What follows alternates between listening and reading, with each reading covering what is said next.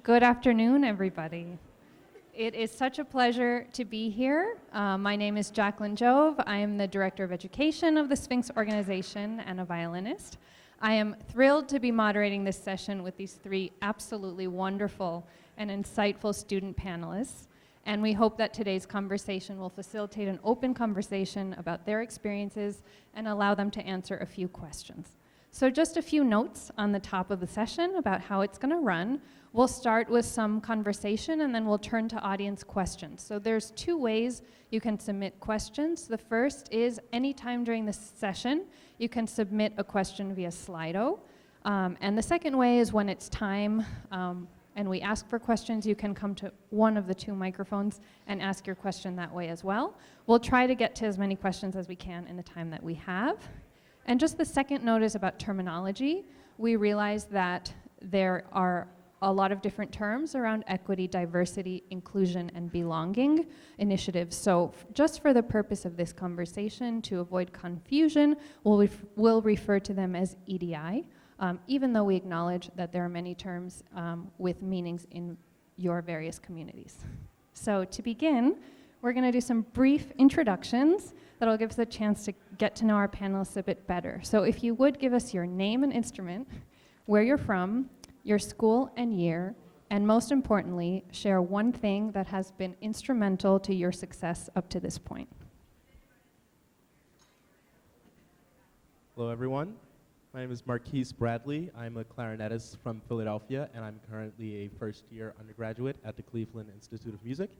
And I'd say a key point in my career was when I was a freshman in high school, when I learned from a huge mentor of mine, Joseph Conyers, that my voice has power and holds a lot of weight, and people want to hear it.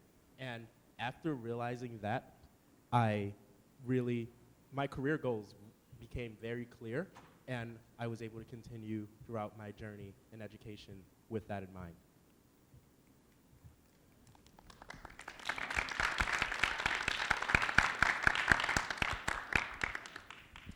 Hello, everyone. My name is Rayna Campbell. I study classical voice at Manhattan School of Music. I'm a third-year undergraduate.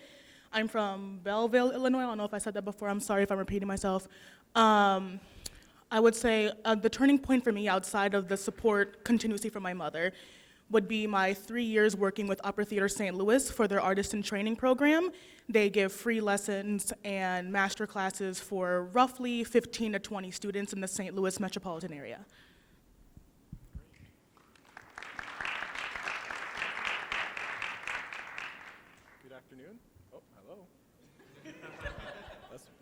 Let's see if they figure it out, because I don't want to keep doing that. Nope, any sound?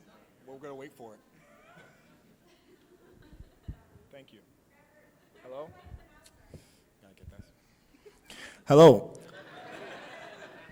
My name is Ehren Valmé. I'm a third-year bass trombone student at the Juilliard School in New York City. On top of that, I'm the bass trombonist of the Montclair Orchestra and the orchestra manager for the Juilliard Pre-College. And one of the most important things to my career is continual mentorship.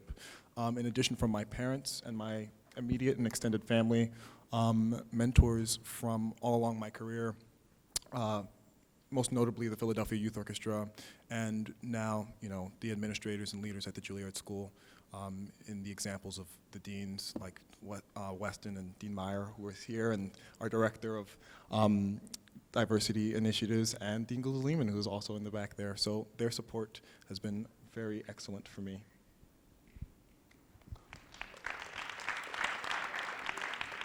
Thank you all so much. We've had some really wonderful conversations ahead of this one, so I'm really excited for everything that we're about to get into.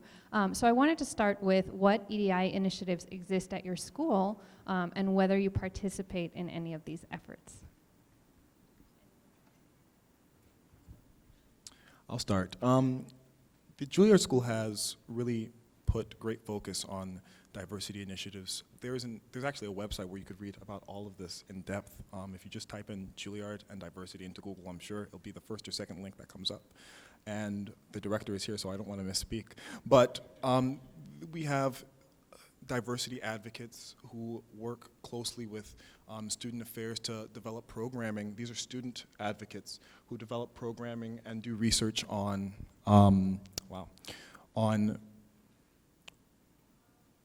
really niche topics and present them to the student body, and that I think is one of the most important things because it allows students to A, research about the thing and research about the topic and really prepare an entire presentation for the student body, and B, it allows the students to really experience what other leaders in the Juilliard community are up to and interested in terms of diversity and representation.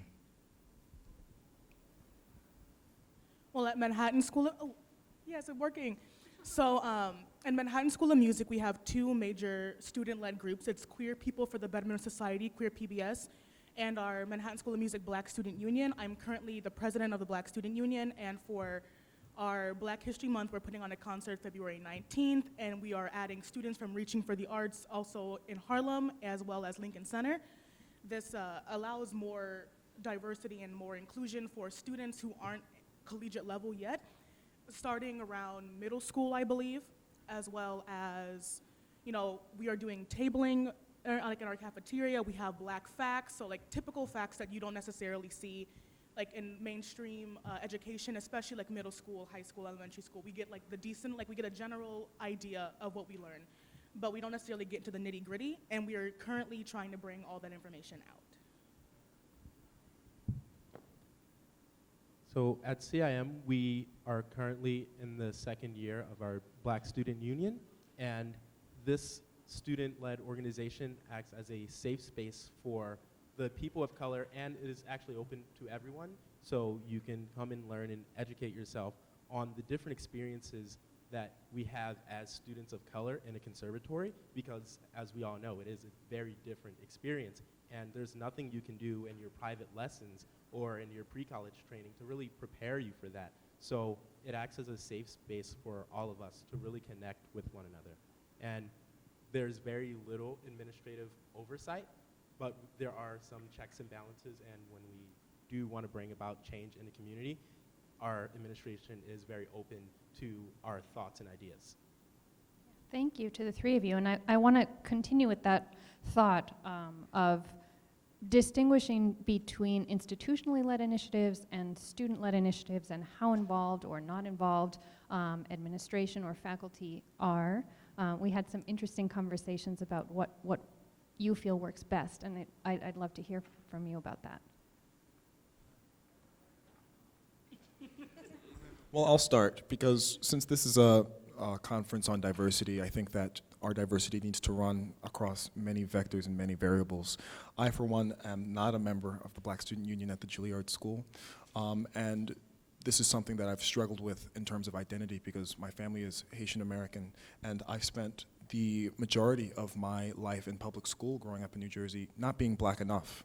And that has a big effect on you, you know, when you spend 2 decades of your life not being Black enough.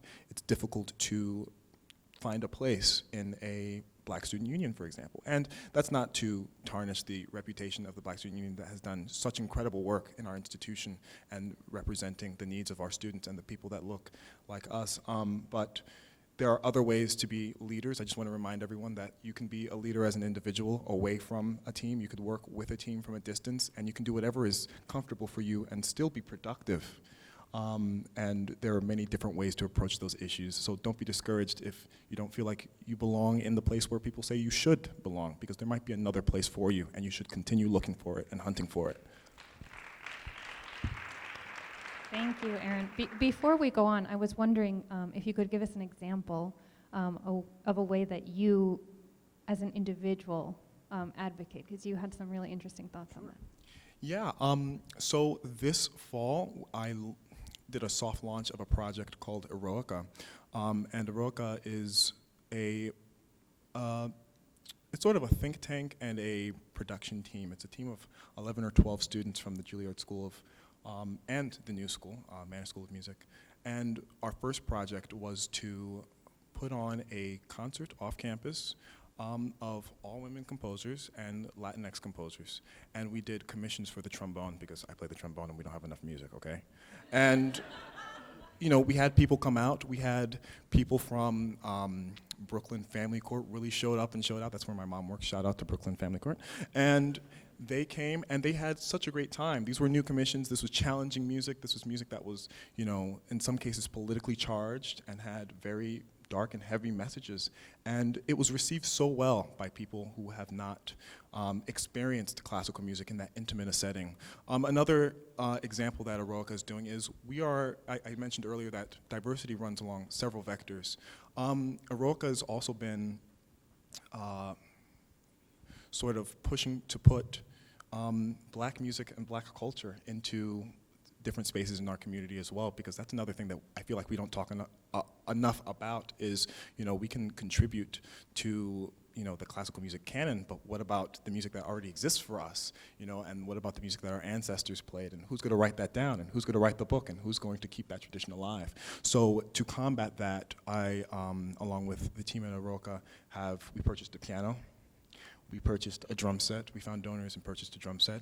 We went to the oldest African restaurant in Manhattan near Columbia University, and every Tuesday at 8 p.m. there will be a jazz performance in that space, and no charge. The musicians get paid competitively, and that is something that I think is super important for the community and for us to consider that as we're going to talk about diversity, it has to be about everything. It has to be diversity of ideas, diversity of people, diversity of music, and the artwork, and how we present it and where we put it.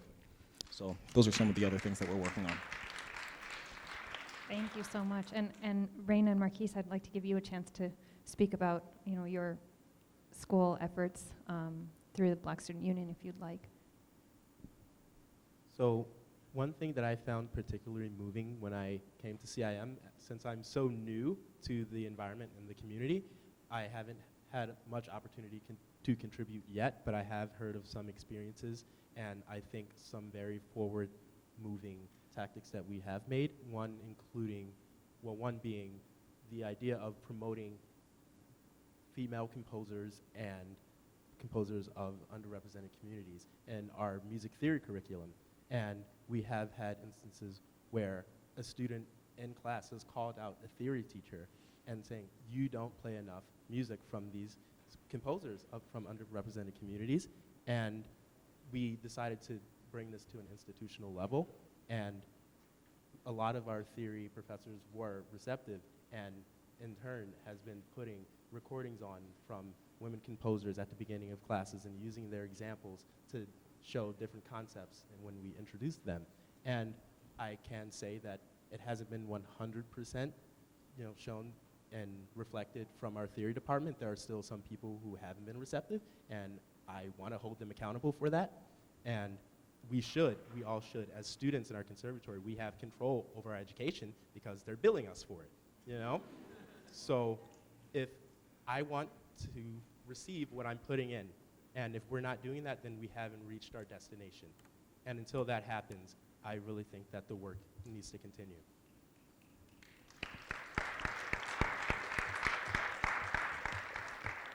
I'm so sorry. Could you repeat the question? Sure. So we were just talking about various EDI initiatives at your conservatories and kind of distinguishing between whether they're institutionally driven or student-driven.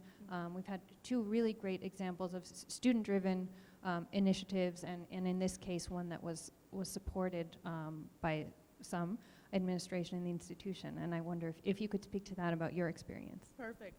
So, especially starting around spring 2019 at MSM, we had less of a focus with faculty in a student-led organization, and more so let the students roam free and have their ideas, kind of collaborate.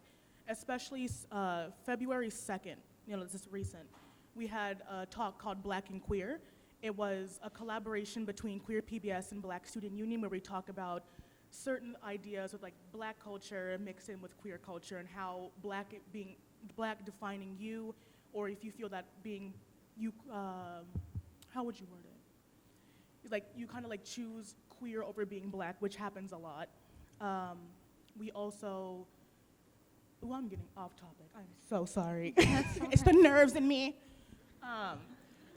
But yeah, so we have more of a focus on the students, and we focus more on with marginalized groups especially, getting together, collaborating with different ideas. especially in a school that's roughly 1,000 in total, and my graduation class being roughly around 100 for undergraduate. It's kind of easy to like zoom over certain ideas, especially if you're especially in a conservatory where all you focus on is just your music and your career and how you want to advance, and then sometimes you forget about that you are a person as well, and you should have a space to open up and feel like you can, manifest your ideas in like different ways.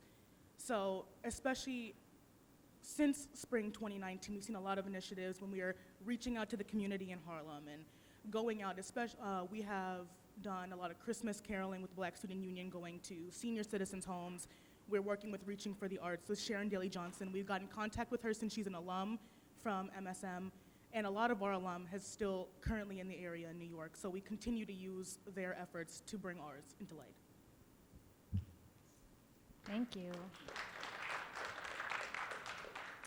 Okay, getting into it a little bit. So regarding these initiatives and others that we've discussed, I wonder if you could share with our audience what is working well and what can be improved.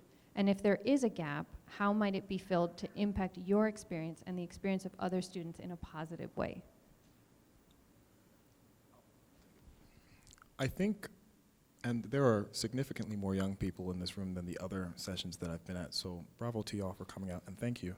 But when these adults are up here talking about the culture or the future of classical music, or classical music in general, it is us. And I think that it is time that we, take some time and reflect on the fact that when people speak about classical music culture, we are that culture. Nobody else is that culture. Nobody else is going to build that culture. Nobody else is going to build and be responsible for the future of that said culture. So we have to step up. And one of the first things I think that has to happen is the students have to understand that we have serious ownership over the future of this field. And it is very much the case that some institutions may not have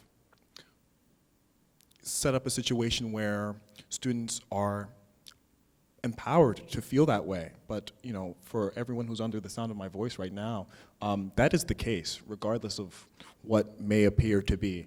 We are very much in control and have a responsibility and ownership over the future of classical music. So I wanted to start with that as a set of assumptions. Something that I would like to see be improved is, with that in mind, once again, students, we have to start talking about this and being serious and getting together and organizing and communicating effectively to our administration. Being upset is not enough. Being frustrated is not enough. It is through effective communication and organization of ideas and setting timely goals that you can achieve, small things. If you want to get examples of compositions by people of color into your theory classes, that is a great thing to do because it's actionable. You can see how it's going to, you can see the results very soon. So find one small thing, one. You don't have to restructure your organization by yourself. And nobody's asking you to do that right now. But please, please, please, get together, have conversations, invite people to talk, and create a safe culture. And then that might translate and work its way up through your administration organically. And spending that time developing those ideas, you will come to a vision and you will come to a mission organically with that group of people, and change will happen. Thank you. So my experience at CIMs thus far, I think that we have done a great job at getting that conversation started and opening people up to this idea of diversity. Because for most of us, we are coming from places where our friends look just like us, our peers look just like us. And when we enter these new environments in our educational institutions, it can be alarming, especially for folks who come from very different backgrounds and they've never even thought about this issue. And like I said, CIM does a great job at just getting the conversation started and saying, this is gonna be our new norm.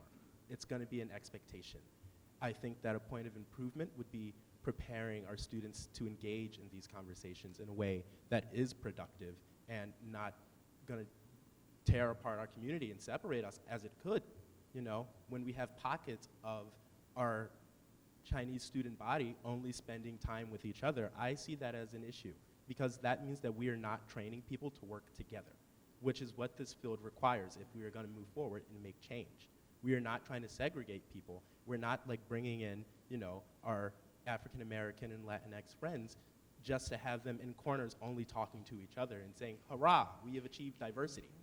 We are here so that we can create a group of people who can work together and can effectively communicate and solve the problems of our new world.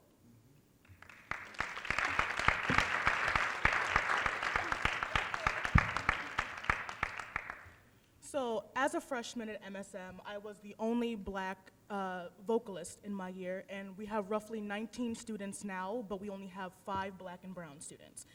So my freshman year, I really didn't speak up much and never said much because I was like, ooh, am I meant to be here? Like, I'm walking around like, oh, I don't look like everybody else. Am I doing the right thing?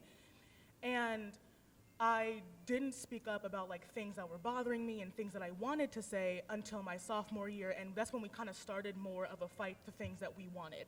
And the first thing we have to do when it comes to any situations, when it comes to diversity, or if it comes to issues regarding anything, when it comes to LGBT students, when it comes to people of color, Latinx, Asian students, anything, that we have to continue fighting. We have to continue talking to students. We have to, especially in like small groups, you start in a small group and you continue building on from that, because we can't initially start with a huge group when not everybody's ideas are on the same page or in the same thinking level. You have to think in smaller groups and build from there. And while that may not take a year, it may not take 5 years, if you continue in a small space and you continue to put something down set in stone, you can continue to move and fight for what you want later on, even if it's not necessarily for you, but for generations to come. And I know that for all 3 of you, advocacy plays a big part in your lives, from some of you very young age and some of you later. And I wonder, Rayna, hearing you answer the question in that way, what was it, or what support made you feel comfortable enough to start speaking up, to believe that you would be heard? And this can apply to anybody as well. Well, for me, it started with just kind of like talking to my teachers, because a lot of my teachers that I had my freshman year were very open, and especially at MSM, a lot of them don't come from the United States. Like white German theory teacher, I already told him it's German. He's great, incredible. He has so much intelligence. He has so many things to say. And continuously talking to him, he gave me a voice because he told me never to give up, continue fighting for what you want. And when talking to other people, they had the same ideas that I never necessarily thought of at the time because I was kind of in my own little world. But I would have small groups and we would talk about certain issues in the school that we wanted to talk about, and then we can bring that into student council. We can bring that into our administration, to our other faculty who may be able to help. So that was a huge support for me. But also, I mean, for every girl, it's her mother. I mean, I just talked to her. I'm like, Mommy, what do I do? She's like, you know what you're doing. It's okay. I'm like, okay, cool. Thank you. So I don't know if anyone else has something to add. Just, you know, the point for you, or what was crucial in making you feel supported enough or comfortable enough to start speaking up, to start on your path of advocacy? So personally, I've never had an issue with speaking up. If you know me, you know that everywhere I go, I'm going to make some noise. And throughout my career and my education, I had to learn how to create not just noise and add something to say to the room just for the sake of saying it, but being able to say something and make people fall silent. I think that that's something that is much more valuable in our current climate of classical music, because, like I said, everyone's contributing to the noise, and really we just need to cut it off and take a step back and really examine what's being said, why are they saying it, and what experiences had they had previously that lead them to think this way. And I think personally that's been my struggle, and something that I've really been improving at thus far in my career, just really taking time to listen to other people and just silencing my thoughts. Just forget everything I think I know about other people's situations and even about my current outlook on life, and then hearing what they have to say, getting in their shoes, and then taking what my experience is and what I bring to the table and bringing that to the conversation. And I think that that's a lot more productive than just walking into the room having a screaming match.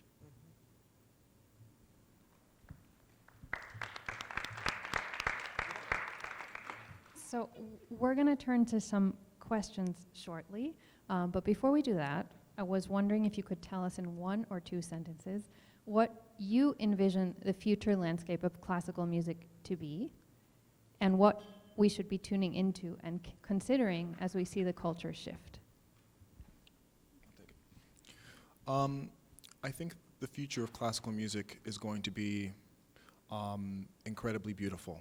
When I look around, this is my first experience with the Sphinx organization, and being here is an overwhelmingly positive experience to see so many people who are committed to creating communities away from the space that are safer for people who have not had the privilege of having a voice in institutions for so long, for so very long, is a great deal, gives me a great deal of hope. And I think the things that we have to seriously consider are,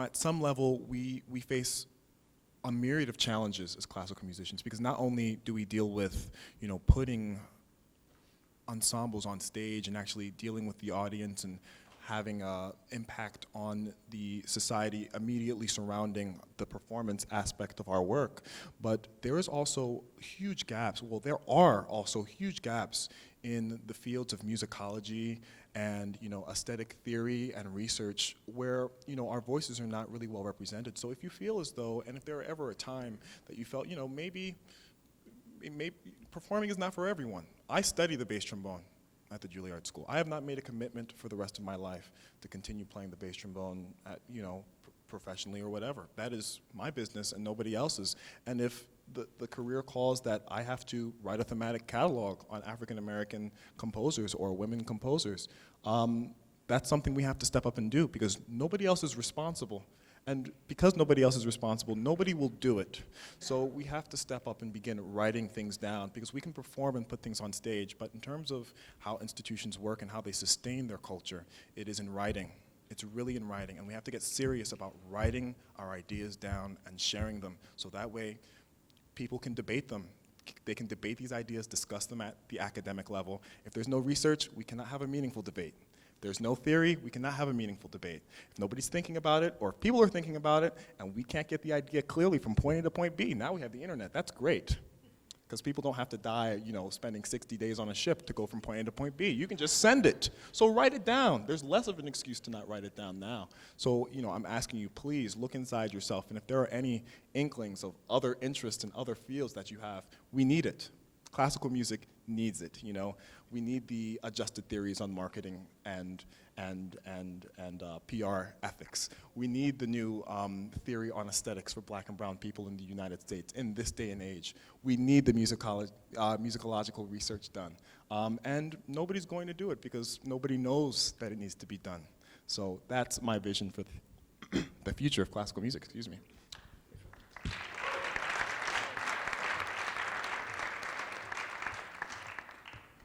One thing that I wanted to see specifically, especially in my career path, is more diversity in opera. Because especially when I was younger, I would go to these performances and I was like, this is beautiful. And there were so many young musicians of color sitting in the audience, but there's sparse representation on the stage. And it's very difficult to go into a career path when you go into things and you're like, these people don't look like me, so maybe it's not meant for me. And that's not the way that we should have our younger generations go, especially now that contemporary artists are broadening their horizons and going into the classical route, revisiting classic operas, bringing out older operas by Black composers. Like, for example, H. Lawrence Freeman's Voodoo is a story that warns people against using magic for romantic fulfillment. And the last time that it was performed was semi-staged in New York in 2015. That was the first time it was performed since 1928. So being able to understand where that music comes from and understanding that it's okay to do these certain things and going out of your comfort zone. And the thing is, it's still considered as classical music, it's just not represented the way it should. So coming into like the later years, and especially going on with classical music, we can see more of that emergence of Black composers in opera, and more, I would say, like, more opportunities for people of color to venture out to do different things, especially considering the fact that there are so many Black singers, there are so many Latinx singers that have all this talent that they can bring to the table and put on stage that aren't necessarily getting those opportunities. So.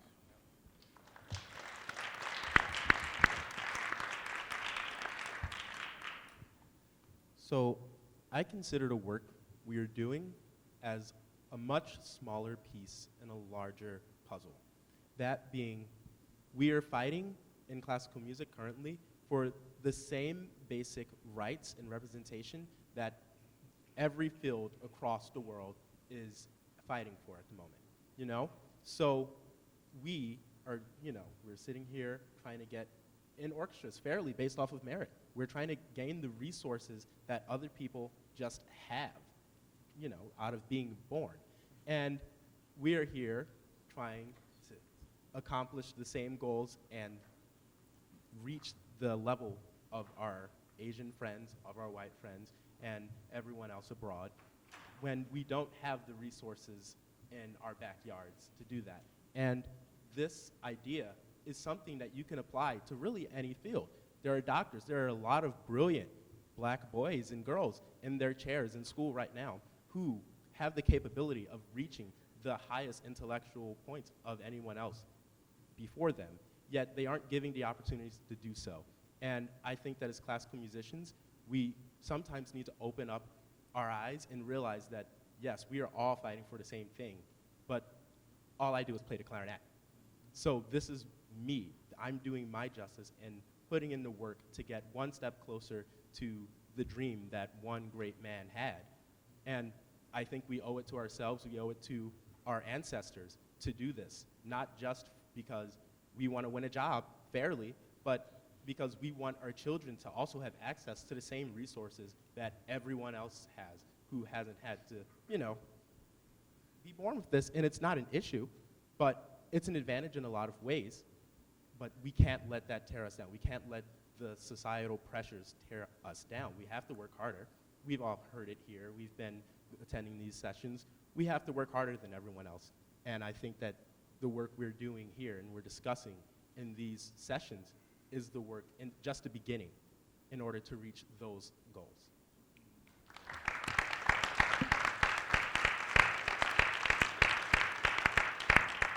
Thank you all for those really powerful and insightful comments. We hope the future of classical music will be as bright as you describe it to be.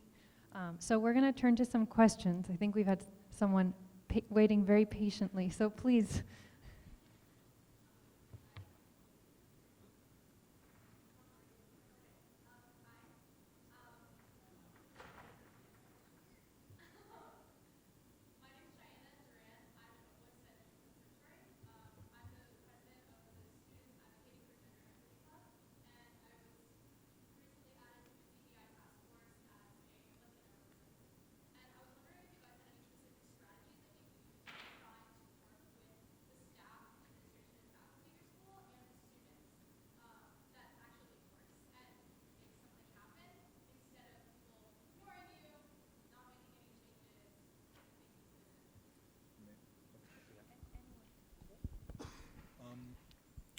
Thank you. I think one of the biggest barriers between students and administrators is communication. And I think that we have to understand and take solace in the fact that we just have to speak the same language as our administrators.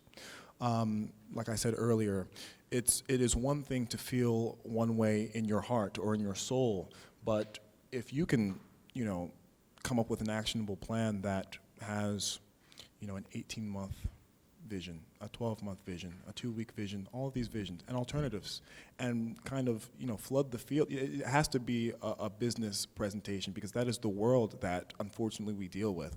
And it's not necessarily an unfortunate thing, but I think in terms of what tools as students can we sharpen immediately, it would be the tool of communication.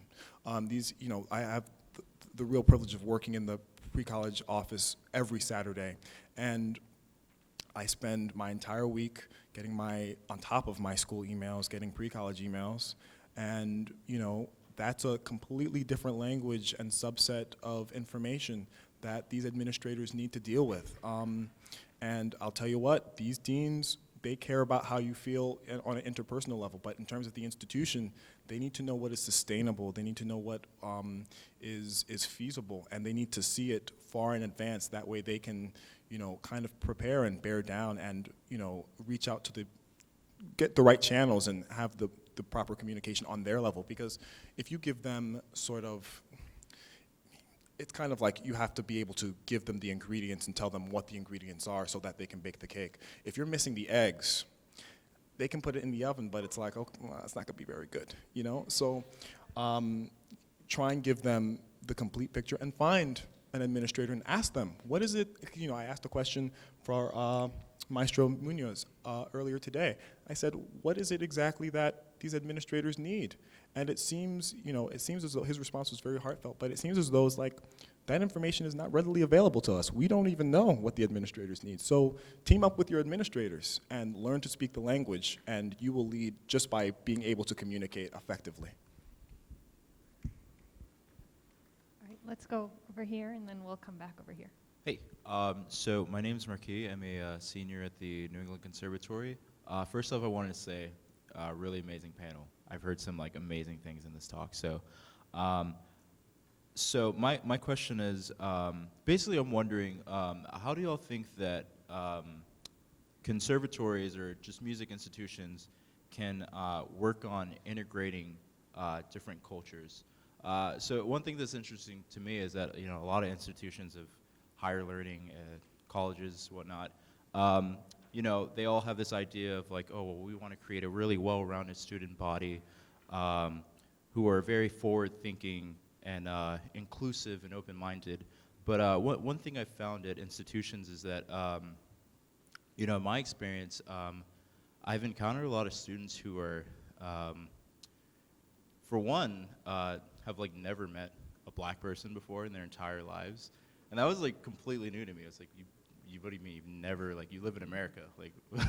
So, yeah, so there's either that or, and you see there's a lot of international students who have, who may not be familiar with with slavery or things that have happened in the U.S. And I'm wondering, what do you think institutions could do to, create that awareness for students, so you don't have students that just walk out and are, yeah, they're really great players, but they don't know how to talk to people from other cultures and are scared of them.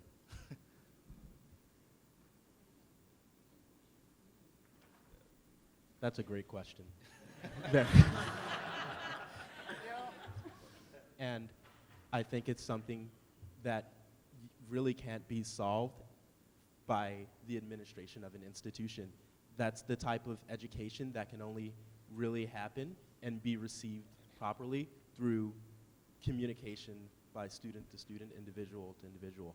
No one can really, you can try, organizations do it all the time, your diversity training, and we all have experienced some form of this, and it's up to you to judge how effective it is. But I think that that type of thing only occurs when you have students really communicating with each other, and I think that what the institution can do to lead those kind of conversations to take place is to encourage social interaction, and a byproduct of that would be social integration. I hope that answers your question.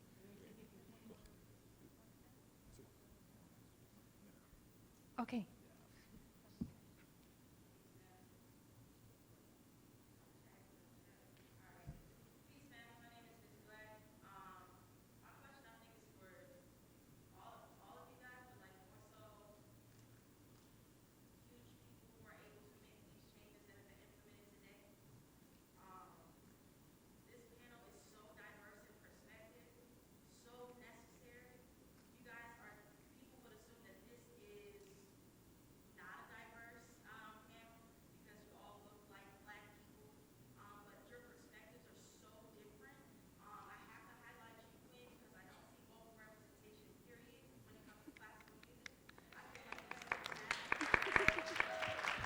Thank you, Queen.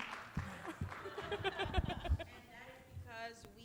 we forget that this instrument was first. This is how we base the sound, you know. And I think it's needed when it comes to overall classical representation. And when we're making these changes, let's think about voice. Let's think about the fact that we go to operas and see maybe one black voice in that whole opera period. Our sister Leah U. Hawkins, one of the most powerful young voices coming up in the field of classical music right now, faces all types of challenges just because she is a natural, full-figured, dark-skinned black woman. Let's look at diversity as not just being inclusive of one type of black, one color of black, white passing black, or white passing POC. That's not, that's not necessarily diversity. That's kind of just making you feel comfortable with it. So I saw you guys provide so many amazing solutions. We talk about problems so much. Rarely do we come with solutions. As change makers, the people who like Sphinx, you sit on these organizations, the people who are over Julia, all of these places that we go to and want to aspire to be in, all of these solutions have been provided today. We want answers. How can we provide the resources? How can we do the actual work, which is taking a black composer and putting them in your curriculum today? I don't see it being a challenge. I know as educators, we do this every year. We can add 1 to 2 pieces. We also have people who are willing, sometimes I think we all want to be performers. We all want to stand in the light and do this, but we have people who are willing to compile all of the great work of black people, people of color, and provide them to your institutions. How can you support that? How can you be more of a change activist than a change advocate, a change speaker, a change one or two happener? How can we be an action-oriented individual when you're in these positions of power? Because right now I see 3 amazing scholars on the way. But have we put them in position yet? Because they're ready. I don't think age makes it a thing where you're not. They're ready, they have the intellect, they have the position. And if you are these people who can create these change, can we do that today before this conference is over? Because this is the necessary thing we need in classical music right now. This is what is needed to broaden that scope of classical music not looking white, period. Classical music not just being Western music covered over 100 years and we still doing it in 2020. It's time for something other. It's been time. So I don't know if it's a question or a statement, but if you have something to say off of it, I would love to hear it because I've heard so many solutions today, and I'm super honored to finally hear some. I know they exist, right. But to hear them on a panel with so many people who can absorb it. Sure. Yeah, I think.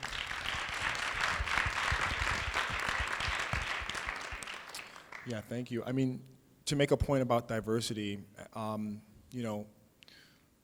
from I'm Haitian American. My family is entirely from Haiti, and we have our own distinct, culture in our household and in our families and in our churches. My grandfathers were clergymen, and we developed communities in Long Island and in Boston. And I think that we have to work double time. The answer to the question to developing those solutions and getting them to come to fruition is, we just have to work double time. You need to compose, conduct, and play your jury. And you got to do it. You got to do all of them, I mean, there's no excuses. Some people say, oh, learn when to say no. Not when your culture is at stake. Not when the history of your people is at stake. Not when, and this is a huge shout out to my mother, not when your parents hike an hour and a half to and from work for 2 decades to make sure that there is enough to put on the table so that you can get to school, so that you can get 2 lessons. People are working hard. It takes an entire community, and we just got to do the work. Nobody's going to do it. We know, because nobody's done anything. We know. We're living in it. We're living in a period of inaction, of stale and tacit complacency, and people are okay with it being this way, and it is not. It's not okay, and there are not enough of us, and we don't have the voice yet. We have the platforms, we have the intellect, we have the talent. We don't have the voice yet, and to get that voice, we have to work double time, triple time. You've got to be the orchestra manager, you've got to have your project, and you've got to practice 4 hours a day. You've got to do it, because nobody will do it for you, and that's it. That's it.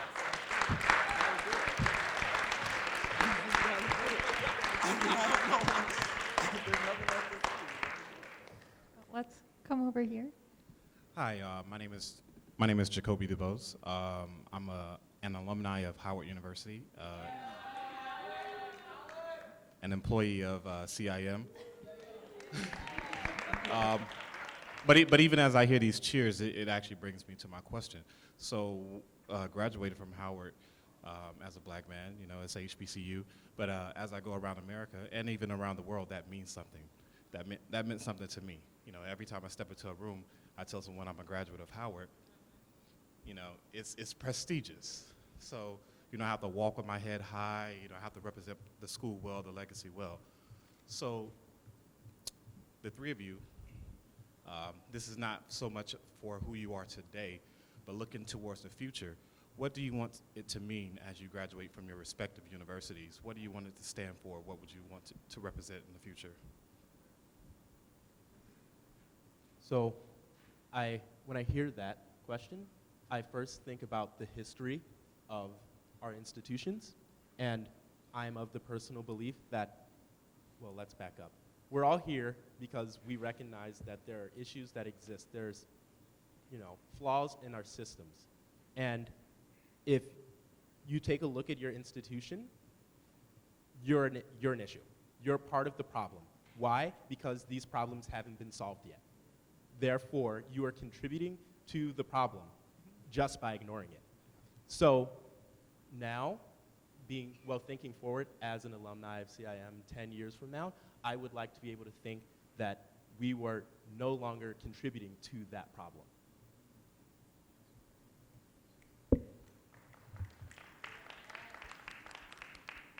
You know, thinking forward like 5, 10 years maybe, being an alum from MSM, I want to be like, I'm the 3.3% that graduated and I'm doing well. You know, I want to be able to continue to realize that even though it is a small number and we're such a marginalized group and we're such like a tiny little speck in this huge world of music and of school, that we have the ability to do something more. And I want to continue, even now, till I graduate, to continue fighting for things for, you know, the incoming students and for students who are there 5 years after me, 10 years after me, that could possibly learn something that not only me, but the rest of the 3.3% student body can fight for. I think in the future, and as a graduate of my school, my vision really entails giving back to, and this might be selfish, but I really don't care. Giving back to my community. I would love to see a future where there's enough skill and there's enough talent and there are robust enough institutions where black people can come around and brown people can come around and underrepresented communities can gather around a vision and celebrate their art, and not just be a sort of a vehicle for diversity or an image on the stage. We have been robbed of so much over the course of the last 4 centuries, and it is so important that today we get serious about not only classical music, which is a passion I think that most of us in this room share, but I've devoted maybe 50 more of my effort at Eroica goes towards the sustaining jazz music in the city, because that is one of the few art forms that we really have a birthright to in this country, and it's one of the few musics that you can draw direct lines from Haiti to Louisiana, all the way to Ghana, all the way to the western coast of Africa. To this day, I mean, the swing patterns appear right down to the agogo and the other bells that appear in African music. And if that wasn't enough, Michael Pretorius was drawing these things out and explaining them in German in 1619. So, we have to get serious about our music and our art forms as well, and use that as a vehicle. Classical music, I think, is a beautiful community building tool because it involves so much to do well.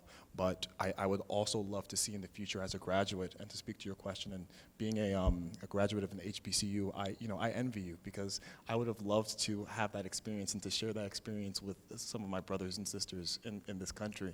But we have to get serious about our art too, because like I said, nobody else will get serious about it unless we do. And that's one of the things of, pride. Like, we're not even allowed to have pride in our music anymore. It's only classical music at this institution, which is fine. But I'm going to say it out loud that if we want to talk about diversity, where are the jazz musicians? Where are the people that are representing and actually doing a lot of the work in our communities that we're just not talking about because they don't count the same way as we do, So I think that that's a big part of what I'd like to see after I graduate, is facilitating not just classical music, but facilitating all types of music that represent all types of people in my capacity as a leader.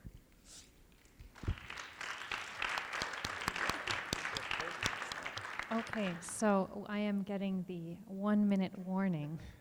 So unfortunately, we won't have time for more questions, but I do want to wrap up with one piece of advice from each of you for a student here who would want to know if they were starting an initiative at their school with their peers or with their administration, what advice would you give that person? Be bold and make noise. I mean, realistically, if you want to get something done, you have to make noise. You have to set an example. Sometimes you don't necessarily have to cause a scene, but make some noise, manifest. Come on, let's do it. There's nothing else we can do besides manifest in our dreams and do what we want to do. College is the time to be courageous. It's the time to start new things. It's okay to be adventurous, especially because it's your education. You're paying for it. You want to learn something from it, then you can do whatever you want. You want to fight for it, go ahead and fight for it, girl, and that's on period.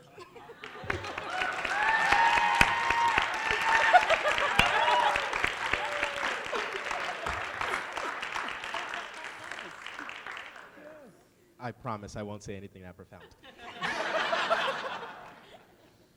But I think that as leaders, something that's a necessity in the process of creating an organization is to get that organization to a point where it can function without you. I think that that's something that we always forget in our roles as leaders because we are the top dog. We make it run. And really, that's not what we do this for. The goal is to have it last. And Ehren has talked a lot about sustainability, and I think that that's the biggest step towards sustainability that we can get. As soon as that body can start running without you in charge, then that means that you have definitely reached a milestone in that organization.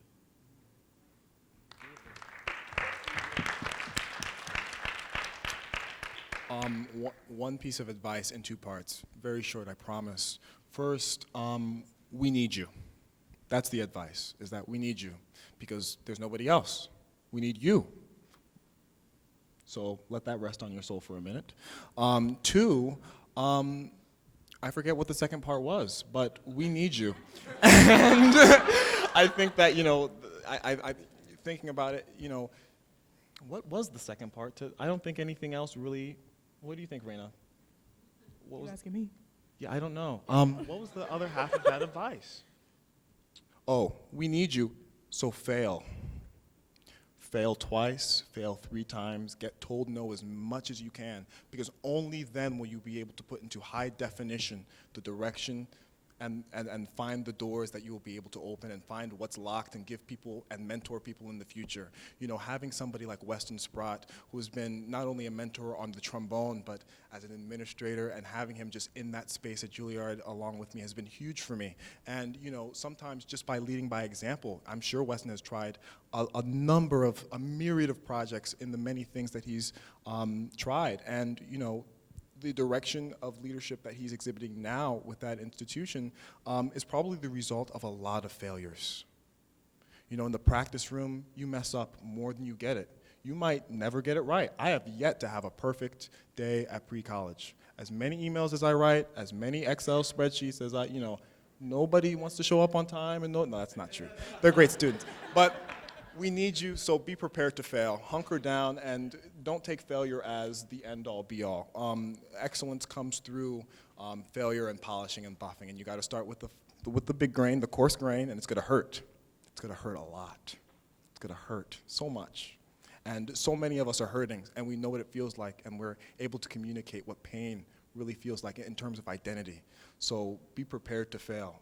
Lean into failure, and and lead by example by bouncing back from that failure and never taking no for an answer.